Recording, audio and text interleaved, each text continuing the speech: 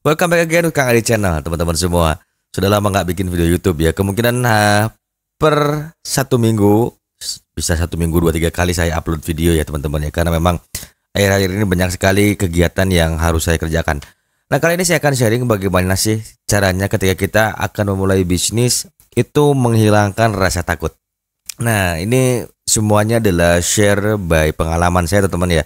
Ketika pada tahun 2013 yang lalu saya sempat membuka usaha di bidang kontraktor, peredam suara, serta retail mengenai produk-produk AC ya teman-teman ya. Nah, bagaimana sih caranya ketika kita akan memulai bisnis itu biasanya dihantui oleh rasa takut ya teman-teman ya. Nah, rasa takut inilah yang seringkali membuat kalian itu sulit untuk berkembang. Karena biasanya ketika rasa takut itu hinggap, itu akan menjadikan sebuah afirmasi negatif. Tapi sebelumnya teman-teman jangan lupa like, subscribe, dan nyalakan juga loncengnya supaya kamu gak ketinggalan konten-konten terbaru dari Kang Adi. Kita masuk ke intro dulu.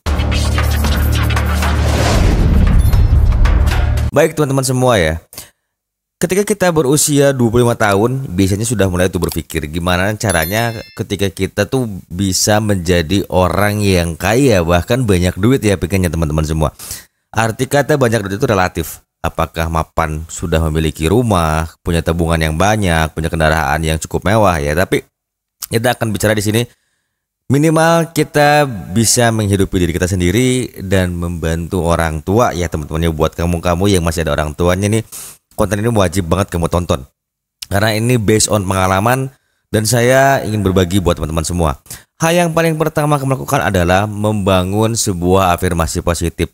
Karena ketika kamu memulai sebuah bisnis, yang kamu perlukan adalah satu, yaitu keyakinan. Yakin bahwa bisnis kamu ini akan berkembang. Even kamu belum menguasai product knowledge, belum menguasai pasar kamu juga belum tahu siapa yang akan menjadi customer kamu ya. Tetapi keyakinan itu perlu banget teman-teman semua ya. Kenapa sih perlu banget? Ketika kita melangkah maju untuk membangun sebuah perusahaan, jika tidak didasari oleh keyakinan, lalu apa yang diharapkan ya teman-teman ya? Kemauan ada, modal ada, tapi keyakinan gak ada. Yang terjadi itu seringkali kita akhirnya negative thinking, mudah mendengar omongan orang lain. Kadang-kala ketika ada informasi orang berbisnis itu kalau rugi gak kepalang, katanya bisa habis rumah dan sebagainya. Tapi itu semua adalah resiko bisnis. Namun kita bisa meminimalisir hal-hal tersebut. Yaitu dia tadi yang pertama, yakin dulu bahwa kamu itu siap untuk menjalani semuanya dengan segala risiko ya teman-teman. Itu hal yang paling pertama yang kamu perlu tanamkan dalam diri kamu. Karena keyakinan ini adalah modal kedua yang paling utama setelah kemauan ya teman-teman ya. Lalu setelah yakin, apa nih Kang yang harus kita lakukan? Yang kedua adalah kita harus mau mempelajari teknik-teknik penjualan ya teman-teman ya.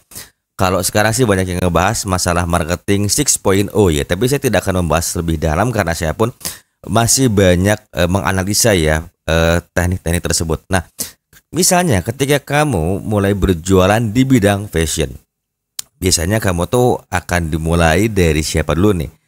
Teman-teman terdekat ya teman-teman ya. Kemudian yang keduanya saudara. Biasanya dua hal ini yang selalu kamu lakukan, yaitu posting di WhatsApp ya, dan posting di medsos kamu ya.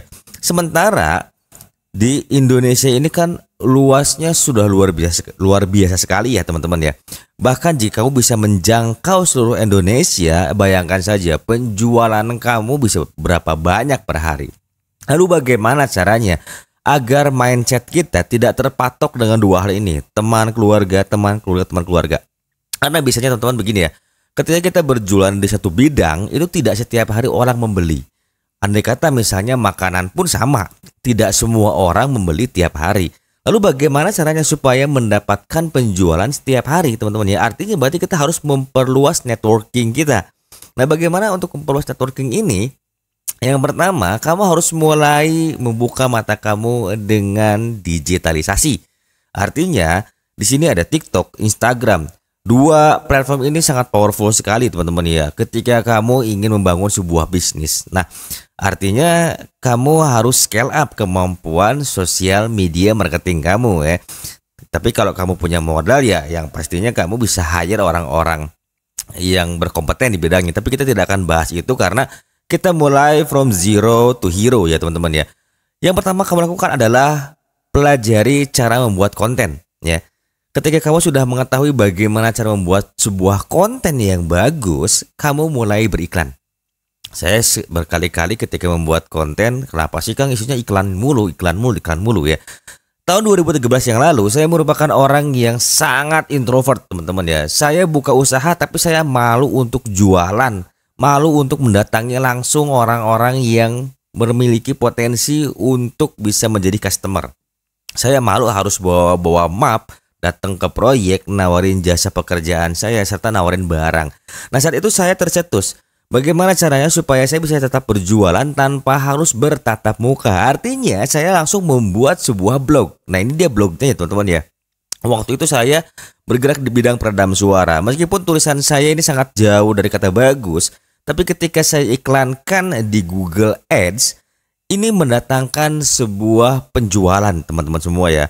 Beberapa tahun yang lalu ya, di kisaran tahun 2015 bahkan blog ini menyentuh hingga 25.000 views per bulan, sehingga saya tidak kekurangan order teman-teman ya.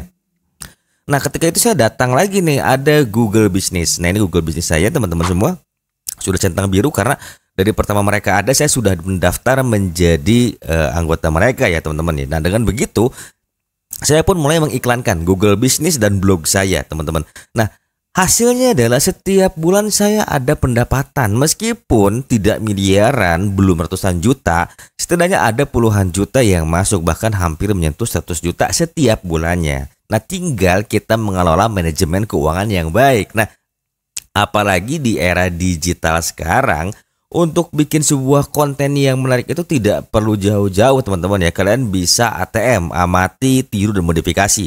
Dengan begitu kalian akan mudah mempromosikan produk-produk kalian jika kalian bergerak di bidang retail. Lalu bagaimana nih yang bergerak di bidang jasa? Tidak ada masalah. Kalian bisa membuat sebuah tutorial. Nah tutorial inilah yang nanti akan kalian jual lalu kalian iklankan. Dengan begitu akan mendatangkan banyak engagement. Lalu bagaimana nih Kang kalau kita misalnya sedang berjalan mengalami sebuah kerugian? Biasanya setelah kita mengalami kerugian atau mengalami jatuh ya teman-teman ya, itu menjadi momok yang sangat menakutkan bagi kita ya, para pebisnis pemula. Kenapa? Karena maunya untung terus teman-teman. Nah itu yang jadi masalah. Mindset untung terus teman-teman ya, kita harus berpikir realistis. Kalau kita lihat hujan pun itu ada redanya teman-teman ya. Nah begitupun bisnis sama, akan ada pasang surutnya. Nah ketika kalian mengalami hal tersebut, kalian harus segera memperbaiki mental kalian. Jadi biasanya terjadi sebuah mental disorder ya teman-teman ya. Mulai overthinking, mulai banyak curiga, sehingga ketakutan-ketakutan itu muncul ke dalam pikiran kita yang pada akhirnya malah memojokkan diri kita dan tidak mampu berpikir jernih. Padahal bisnis kita itu mampu diselamatkan dengan baik ya. Nah, lalu untuk rasa takut ini bagaimana Kang ketika hal itu terus merasuki diri kita? Jelas, di mana tempat kalian berkumpul, disitulah tempat kamu akan mendapatkan sebuah ilmu ya. Jadi biasakan kalian ketika misalnya sedang berkumpul dengan para klien atau dengan para seller, itu gunakan waktu tersebut untuk berbagi informasi ya, atau berbagi ide-ide bisnis. Kamu bisa mencomot dari seller-seller yang sudah sukses, atau kamu pun bisa nonton di YouTube, bisa nonton dimanapun kamu mau, untuk tetap mempertahankan konsistensi afirmasi positif yang sudah kamu bangun dari keyakinan tadi teman-teman ya. Nah sebenarnya rasa takut itu adalah hanyalah sebuah ilusi teman-teman ya. Kenapa sih dikatakan sebuah ilusi? Karena takut itu yang menciptakan kita sendiri. Kadangkala rasa takut itu datang dari sebuah pemikiran yang berlebihan. Contoh misalnya ketika satu minggu biasanya kita mendapatkan order 15 piece ya teman-teman ya. Kemudian di minggu kedua kita hanya mendapatkan order 5 piece saja. Nah dari situ mulai muncul ketakutan-ketakutan. Wah ini kayaknya perusahaan nggak akan maju, ini kayaknya toko saya nggak akan maju. Nah hal tersebut kalian harus imbangi dengan knowledge teman ya. Ketika knowledge kalian itu mulai bagus, memahami modifikasi, inovasi, serta kreativitas, maka rasa takut itu akan semakin terkikis habis. Jadi usahakan teman-teman yang paling utama adalah afirmasi positif ini. Jadi antara kemauan, keyakinan, dan afirmasi positif ini adalah segitiga yang tidak bisa dilepaskan dalam diri kita ketika kamu mulai membangun sebuah usaha. Jadi pastikan ketika kamu memulai usaha itu ada 3 poin ini ya. Saya bilang tadi, kemauan, keyakinan, dan afirmasi positif. Untuk modal tentunya kalian lebih cerdas. Bisa menjual yang kalian punya, bisa meminjam ke bank atau dan lain sebagainya, tapi diusahakan. Kalau bisa pakai uang dingin teman-teman ya, meskipun kalian harus menabung dalam jangka waktu berbulan-bulan, itu akan lebih nikmat. Dan ketika terjadi sesuatu terhadap bisnis kita, kalau kita pakai uang dingin, kita nggak ada beban sama sekali. Jadi kesimpulannya adalah bagaimana cara menghilangkan rasa ketakutan ketika mulai dalam bisnis. Yang pastinya, 1, tanamkan afirmasi positif, karena keyakinan itu ada dalam diri kamu. Kemanapun kamu curhat, kemanapun kamu berdiskusi, kalau diri kamu sendiri tidak menanamkan rasa keyakinan dalam diri, itu akan percuma hasilnya teman-teman. Yang kedua, pastikan kamu punya kemauan, mau untuk scale up diri, mau untuk mempelajari terus ilmu-ilmu mengenai jual beli. Kamu mau memantau pasar, kamu mau menganalisa pasar. Banyak hal lainnya yang kamu bisa dapatkan di media sosial sekarang ini ya teman-teman ya, karena itu semua sudah terbuka lebar. Lalu yang terakhir adalah jangan lupa, dan ini yang paling utama dan kamu bisa simpan dalam benak kamu, yaitu barengi dengan konsep-konsep ibadah sesuai dengan keyakinan kamu masing-masing. Karena ingat, tangan Tuhan yang bekerja biasanya akan mendatangkan sebuah hasil yang luar biasa. So buat teman-teman, sampai di sini dulu ya. Kalau kalian suka, saya akan lanjutkan part 2-nya bagaimana kita mengkonsep semuanya itu. Dan jangan lupa nih, tinggalkan jejak di kolom komentar. Jika kalian ingin berdiskusi, kalian bisa join di Telegramnya Kang Adi yang saya sematkan di bawah ini. Dan jangan lupa juga ini terakhir kalinya ya, like, subscribe, dan komen. See you in the next video.